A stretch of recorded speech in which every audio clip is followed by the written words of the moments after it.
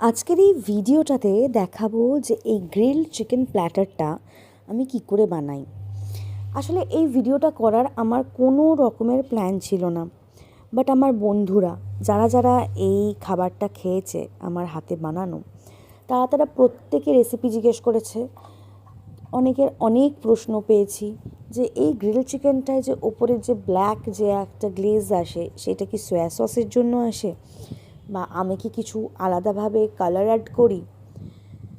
So আমি ভেবেছি, ওদেরকে বলেছি, মানে এতবার আমি হোয়াটসঅ্যাপে ভয়েস নোট করে করে রেসিপিটা বলেছি, তারপরে এতবার হোয়াটসঅ্যাপে তার রিপ্লাইতে পেয়েছি যে ওরা ঠিক সেই রকমভাবে বানাতে পারেনি, টেস্টটা ঠিক সেই রকম আসেনি।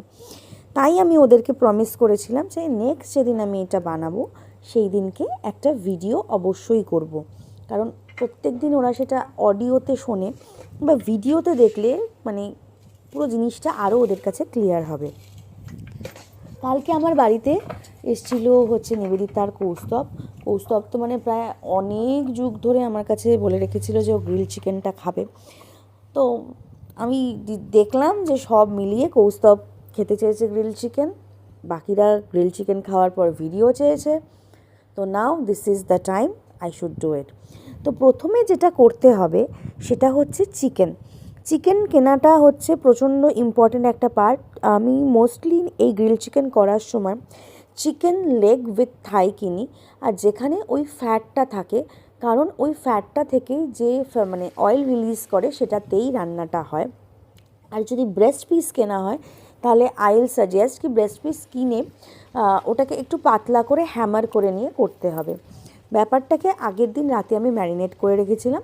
কেউ যদি রাতের বেলা খায় তাহলে দিনের বেলাতেই ম্যারিনেট করে রাখতে পারে। ম্যারিনেশনের জন্য আমি ইউজ করেছি লেবু, পাতিলেবু পাইনি, আমি গন্ধলেবু ছিল বাড়িতে, সেই গন্ধরাজ লেবু দিয়েই করেছি। 4 পিস লেগ উইথ থাই ছিল, তাই আমি একটা গোটা গন্ধরাজ লেবু নিয়েছি, নুন নিয়েছি, গোলমরিচ গুঁড়ো নিয়েছি, অল্প 1 চামচও নয় তেল নিয়েছি, আর চিনিটা কেন, সেটা যে চিনি কিন্তু এই খাবারটা বানাতে একটা প্রচণ্ড ইম্পর্ট্যান্ট রোল প্লে করে। সব কটাকে দিয়ে একসাথে চিকেনটা ভালোভাবে ম্যারিনেট করার পর দিয়েছি কুচনো পার্সলে আর গার্লিক ক্লোভস।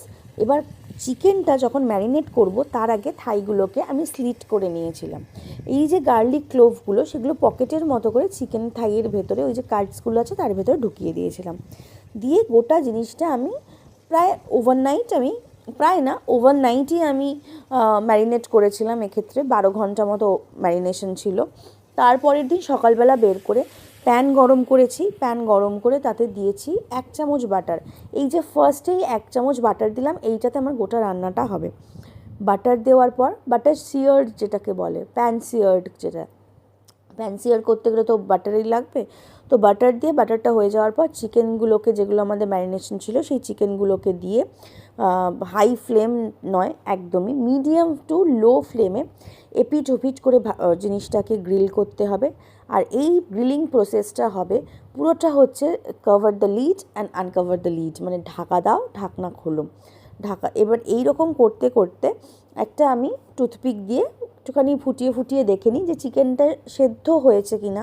কারণ চিকেনের ভেতর তো আর এরকমভাবে মাংস রান্নার মতো ওরকম করে হাত দিয়ে খুলে দেখা যায় না চিকেন সেদ্ধ হয়েছে কি না। সো টুথপিকই ভরসা। এবার এইটা করতে করতে দেখবে যে চিকেন থেকে প্রচুর তেল রিলিজ করেছে। এবার সেই তেলটাকে আমরা কিন্তু ফেলে দেব না। তো এইটা যখন ভাজা হয়ে যাবে তারপরে আমার যেটা বলেছিলাম, চিনি প্রচণ্ড একটা ইম্পর্ট্যান্ট রোল প্লে করে। চিনি ওপর থেকে স্প্রিঙ্কল করতে হবে, যেটায় ওই যে তেলটা রিলিজ করছে সেটাই সেই চিনিটা ক্যারামেলাইজ হবে। হওয়ার পর চিনিটা যেই একটুখানি ক্যারামেলাইজ হবে তখন ওখানে জল দিতে হবে, কারণ সেই জলটাতে এবার বাকি চিকেনটা যতটা সেদ্ধ হয়নি সেটা সেদ্ধ হবে। জল দিয়ে ঢাকনা দিয়ে আবার এপিট ওপিট করতে করতে দেখব জলটা যখন পুরোটা রিডিউস করে গেছে, অনলি অয়েল পড়ে আছে, তার মানে তখন বুঝে নিতে হবে যে আমার গ্রিল চিকেন ইজ ডান। তখন গ্রিল চিকেনটা প্যান থেকে তুলে আমি অন্য জায়গায় রেখে দেবো। এবার ওই যে তেলটা রয়েছে সেইটাকে দিয়ে আমি বানাই হচ্ছে সস, একটা মাশরুম সস বানাই। ওই তেলটার মধ্যেই আমি দিয়ে দিই হচ্ছে একটুখানি অল্প একটু বাটার দিয়েছিলাম, আর দিয়েছি হচ্ছে তোমার চপড গার্লিক দিয়ে ভেজে, তারপরে তাতে মাশরুম দিয়েছি।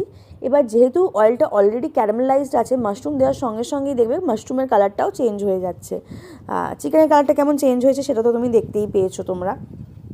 মাশরুমটা যখন একটু ভাজা ভাজা হয়ে যাবে, তারপর তাতে দিয়ে দিতে হবে ওই যে ম্যারিনেশন করে রেখেছিলাম যে বাটিটায়, সেখানে যে এক্সট্রাক্ট জলটা ছিল সেইটা দিয়ে, তার ওপর আরেকটুখানি জল দিয়ে নুন গোলমরিচ দিয়ে আর ফোটাতে হবে জিনিসটা। ফোটানোর পর একটু টেস্ট করে দেখতে হবে, যদি নুন আর চিনির ব্যালেন্সটা ঠিক থাকে, এটা মোটামুটি একটু মিষ্টি মিষ্টি জাতীয়ই হয়।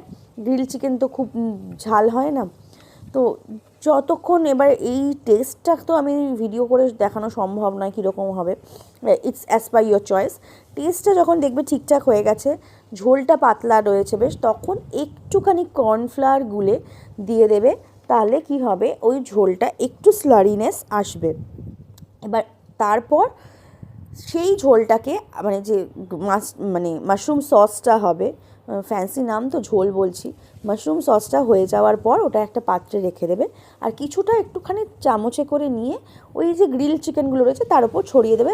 বাকি সসটা পরে লাগবে গার্নিশিংয়ের সময়। সো এই যে ব্ল্যাক কালারটা এসছে, এটার জন্য কোনো রকম সোয়া সস ইউজ করা হয়নি, পুরোটাই চিনি কাজ করেছে। চিনি কা কামাল হ্যাঁ, ক্যারামেলাইজেশনের ফলেই এই কালারটা আসে। আর যাই হোক, বাজে বেশি বকছি না। এবার কিভাবে আমি জিনিসটাকে সার্ভ করি সেটা হচ্ছে, প্রথমে একটা বাটির মধ্যে আমরা হার্ব রাইস করে নিয়েছিলাম, যেটা ভিডিও আমি করিনি। It's very easy. বাটারের মধ্যে একটুখানি গার্লিক আর মাশরুম ওই সর্টে করে নিয়ে, তারপরে পার্সলে দিয়ে ভাতটাকে একটু মানে ভাজা, ফ্রায়েড রাইস কাইন্ড অফই, ওটা দেখালাম না। তারপরে ওটা বাটির দিয়ে সুন্দর করে গোল করে রেখে পাশে চিকেনটাকে রেখেছি, তারপর সে একটা আমি ম্যাশড পোট্যাটো করেছিলাম সেটা রেখেছি, আর সটেড ভেজিস থাকে সেটাও রেখেছি। দিয়ে এবার সেই যে আমাদের মাস্টার্ড সসটা ছিল, সেই মাস্টার্ড সস কেন বলছি, মাশরুম সস যেটা বানিয়েছি, ওটা চিকেনের ওপর হালকা করে ওটাকে আর কি ব্রাশ করে নেওয়ার মতো করে দিতে হয়, যাতে গ্লেজটাও থাকে। আর একটা পাশে আলাদা ছোট্ট বলে মাশরুম সসটা সার্ভ করতে হয়, ঠিক যেভাবে ক্যাফেতে দেয়। এই জিনিসটা আমি কী করে বলবো, আমি রান্নাটা দেখাতে পারি, কীভাবে তুমি সার্ভ করবে, মানে presentation is upon you. So তুমি যেভাবে ইচ্ছা করো, গ্রিল চিকেনের ওপর দয়া করে একটুখানি মাশরুম সস দিও, আদারওয়াইজ খেতে ভাল লাগবে না। দেখবে ওই জন্য ক্যাফেতে সবসময় থাকে grill chicken served with mushroom sauce. Now the garnishing is up to you. গার্নিশিংয়ের সময় খালি খেয়াল রাখতে হবে খাবারের প্লেটের কালার আর খাবারের কালার একে অপরকে যেন কমপ্লিমেন্ট করে, মানে খাবারের প্লেটটা দেখলেই যেন মনে হয় এক্ষুনি ঝাঁপিয়ে পড়ি। যাই হোক, খুব বাজে বকলাম, বানিয়ে খাবেন হ্যাঁ।